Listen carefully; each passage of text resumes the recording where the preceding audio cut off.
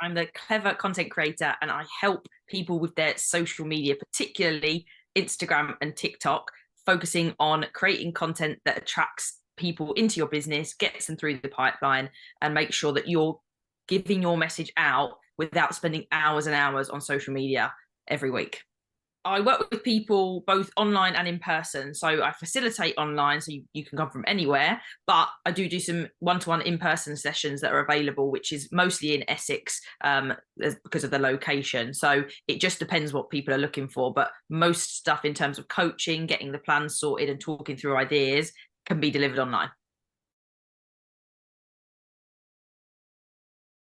So my journey has been a little bit varied. I started out as a maths teacher and did that for 7 years, head of year, etc.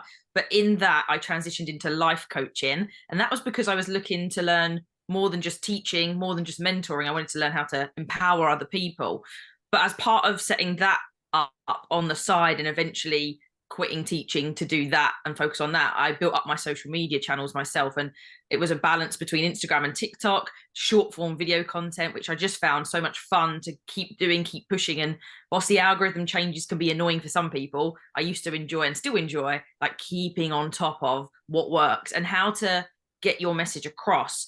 So it was part of growing following a 38k on TikTok and 2.5k on Instagram that then meant, well, hang on, I've got stuff here that I can help other people. When I was meeting women, but particularly other business owners, it was, I wanted to talk to them most about marketing and messaging and the psychology behind that. So as well as now I'm moving the life coaching business to the side, it still exists and I still push content out there in a very clever way. That means I don't have to create lots of new content. I'm now focusing on helping other people with their social media because it's how I grew my business, and it doesn't have to cost you anything in terms of like ad spend. It costs you in time and creativity, but it also helps you understand your business really well as well, because you've got to get your point across and not just do videos for the sake of ticking the box of trends and hacking the system. It's what really works and gets people's attention and builds those relationships. It does at the moment. It depends where people are at. So I have kind of 3 stages. It's get started, get consistent, and get growing. And the get started features are often people that don't feel comfortable with the platforms themselves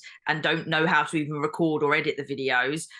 Whereas then some people have that basic knowledge and they just want to get consistent. So they need the accountability, but need to know what to post. And then get growing is pushing in for like, let's go in on your messaging and niching down and making sure that you're posting the right kind of stuff and keeping on top of it all. So but yeah, there is definitely a section towards, like you say, like the 40 plus zone, 50 plus zone of people that just didn't grow up with it. So it's not as just second nature to quickly record a video of yourself and be confident in doing that.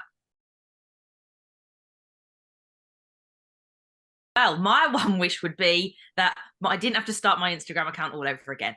So the other week, Threads came out, and it seems like there's been some glitches because Threads is directly linked to Instagram. And when I signed up, it for some reason it said I broke community guidelines. Now I'm always very, very, very, what's the word? Just I don't push the boundaries online. I'm a teacher by day. I've got a position to uphold in that sense. So nothing I really put online is controversial. I might get people talking in the previous life coaching element, but nothing pushing the limits. So I don't know what it thought I posted, or if it just didn't like that I was an account under 3 or 4 months or so. But that went. And so I wish I didn't have to do that. But at the same time, losing your account is not always the worst thing in the world, because it gives you a chance to reset. In that case, it wasn't that long a reset, but there's definitely ways to deal with it. Don't panic if it happens to you, but it teaches you the value of building your own email list alongside social media. It's so vital to have that growing alongside social media. And that's the thing, when I work with people starting out, I'm only a couple of steps ahead. So it's quite nice that I'm still going through those same experiences and learning even more too, rather than being one of the big social media gurus that have teams doing it for them. I understand the like frustrations of time, etc. But yeah, I just wish that hadn't happened, because it means starting over, but it's fine. We move on, we deal with it and get going. It's one of those, it does set you back a little with the idea that you built up. I'm thankful it wasn't my 6.Chantelle the coach page, which is my life coaching one, which is at 2,500, although something similar happened a few months prior. That was strange. I'd been locked out of it, but I've managed to get back in within a day or two, but could post, and I redirected. But it was interesting because you get this insight into who wants to follow you again. And so then you get a really good set of engaged clients or followers that still want to support you, and potentially you're going to be your strongest buyers going forward. So sometimes a reset is not the end of the world. And yeah, it's just, I just wish it hadn't happened, because now I don't want to try Threads, when in actual fact I do, but it's too risky because I don't want to keep starting accounts and getting cancelled. So I'm just going to let that, leave it for a while and let it all settle down, and then I'll decide to join it when they've ironed all the bugs out. I mean, I've seen a few big social media people talk about it, and I was on it very briefly. I did get an experience of it. It is very Twitter 10 years ago or so, and I think it's going to be better for, it's not going to be the best place to sell and to gain followers and clients. I think it's going to be a better place for community. So you would connect with other people that are like you or in the same business position as you. I think it will create conversation for that. I think it's going to be harder like to create or find people to follow you that would buy from you. I think there's going to be people that are going to do it. I'm sure that people will, I think it's a side feature rather than a main feature. It's nice to have, but I don't think it'll be needed. It's more for your own learning and support, I think, would be the better approach from what I've briefly experienced and saw. Always see new platforms coming out, and the issue that people have with creating a social media platform now is you've got to come up with why your social media platform matters and what purpose it serves. So Instagram predominantly was pictures and still is quite visually aesthetic. TikTok's a lot more authentic. Facebook's kind of working itself out with, it's pushing reels a lot. It's trying to compete with TikTok in that fashion. So YouTube Shorts. Threads has been an instant success because it's Facebook and Instagram in a different form, and the whole linkage just means that everyone knew about it, and it went like wildfire. Be Real had its success, but when you look at the monetization of Be Real, it doesn't exist. It doesn't have ads. It doesn't have paying customers. So I don't know how they're running on investment. So I don't know what their growth looks like. So, and I think that's died down, if I'm honest. And then I think they were saying it's like the sister of TikTok, a Lemonade came out, which is was also very visually aesthetic, and it was just, I think it was just, was there videos on there? It wasn't video based, it was picture. And so it just depends. There's so many that come out and they fail because the big ones are kind of there. In terms of business, it's down to people to choose one or two that work for them. In hindsight, I usually ask people and tell people to stick with just one, on reflection of like, oh, but what if your account gets banned? I suppose once you've hit like 500 followers, it's advisable to start thinking about a second one and just repurposing. Nothing new if you can repurpose. So just using that as a backup, because I instantly went, well, all my stuff's on TikTok, I'm going to repurpose it with the new Instagram account. I'm not freaking out. So there's an element to getting confident in one, and at the right point when you're consistent, happy, think about how to transfer it over. And at the moment, it's usually one of the big 5 or 6 that exist alongside YouTube and podcasts as well, etc. So I don't think there's any big contenders coming along too much. This Threads is just Twitter's rival from Facebook, and Facebook/Instagram is the rival of TikTok anyway. So is YouTube Short. So it's all the big guys just trying to compete with one another, really.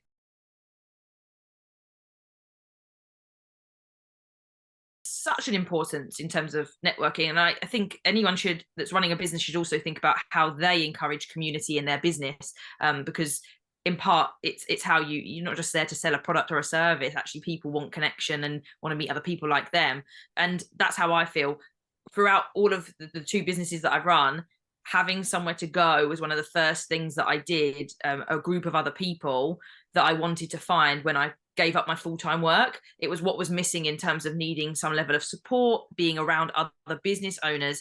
And sometimes I speak to people about my services because I can help them with social media. But the other part of it is that finding other people like you that do exactly the same job as you. And sometimes people go, but isn't that your competition? You go, there's room for everyone in most industries nowadays, but it's good to reference point what you're charging, where there's good connections, and working together to go, well, actually, I don't love making, let's say, someone doesn't like making static content and someone doesn't like making video, or you can agree to swap them there. Or it's also useful in terms of if you've got different ideal clients. I can work with many people on social media, but I generally work with coaches and therapists. And someone I met at the event the other day works with musicians more. So if I come across a musician, unless I feel really confident and passionate about helping them, I know who to forward on.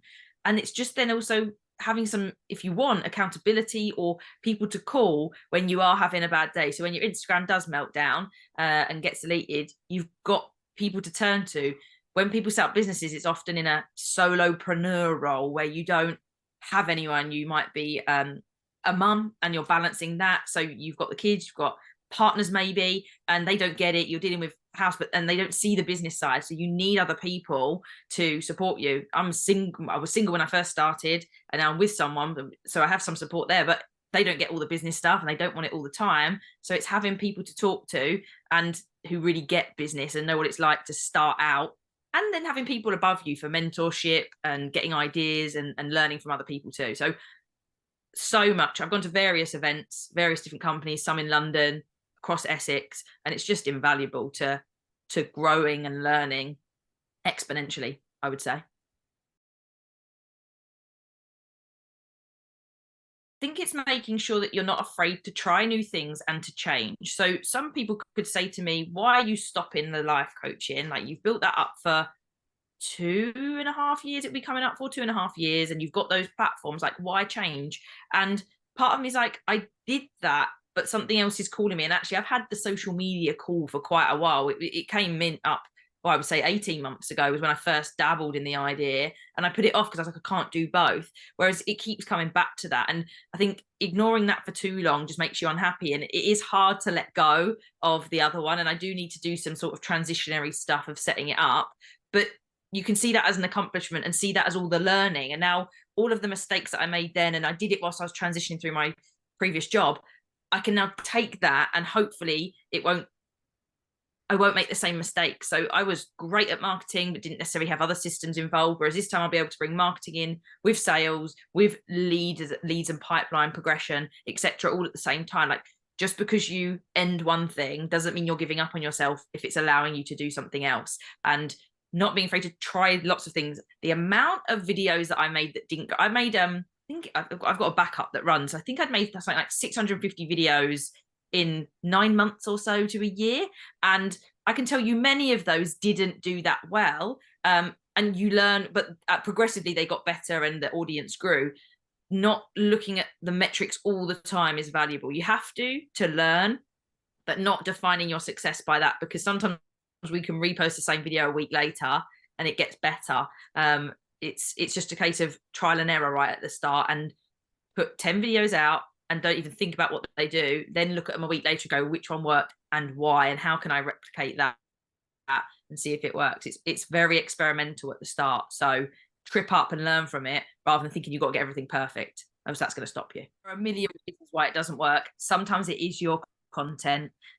Sometimes it is the algorithm. Sometimes we will never know what it is, but you've made it. You keep it somewhere so you can reuse it again and see if it was just because you had a small audience or because you posted at the wrong time. But try something new tomorrow and get back on the horse. Go again. Keep going and work out what works for you. That's often what I work with people on in the first kind of stage, and not just getting started, but like getting consistent. It's like, let's try some stuff out. Post. I don't really mind what you're posting as long as it's about your business, but let's find what works for you. Let's try a talking head. Let's try a video of what I'm doing today, etc. Let's try some stuff out and see what works and what feels good for you as well.